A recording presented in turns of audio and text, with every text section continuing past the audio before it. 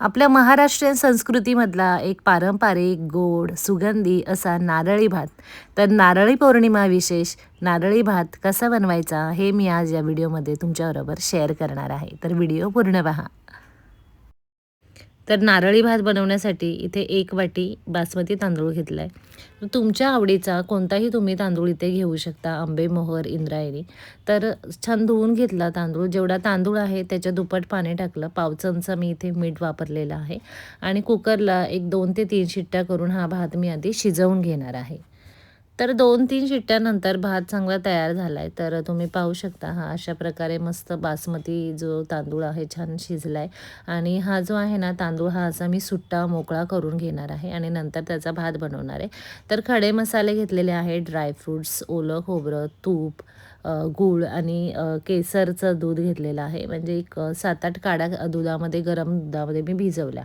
तर पॅन गरम करून घेतला. आता यामध्ये एक 2-3 चमचे मी तूप ॲड करणार आहे.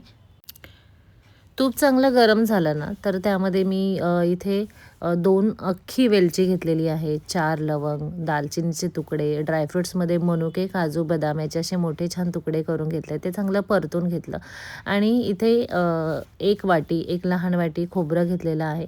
जेवढं खोबरं आहे तेवढाच गूळ घेतलेला आहे. गूळ पावडर घेतलेली. हे छान ना व्यवस्थित मिक्स करून घ्यायचं आहे आणि केसर भिजत घातलेलं हे जे दूध आहे ते पण यामध्ये ॲड करून छान मी मिक्स करून घेणार आहे. तर थोडंसं ना हे पातळ होईल हे जे गुळाचं मिश्रण आहे आणि त्यानंतर यामध्ये मी जो शिजवलेला भात आहे तो छान ॲड करून घेणार आहे आणि मस्त असं मिक्स करून घेणार आहे.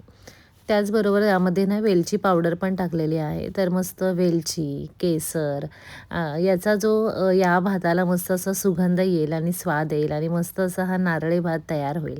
तर पॅनमध्ये हा सर्व जो भात आहे ना छान व्यवस्थित मिक्स केला आणि याला पुढचे 2 मिनिटे ना मी वाफ देणार आहे. म्हणजे ह्या शिजवलेल्या भातामध्ये हे जे सर्व मिश्रण आहे ना याचा चांगला रससुद्धा मस्त उतरेल आणि चविष्ट असा नारळी भात तयार होईल. तर एक 2 मिनिटाची मी वाफ दिली. तर झाकण काढून ना पुन्हा मी छान मिक्स करणार आहे आणि हा मस्त असा नारळी भात तयार आहे.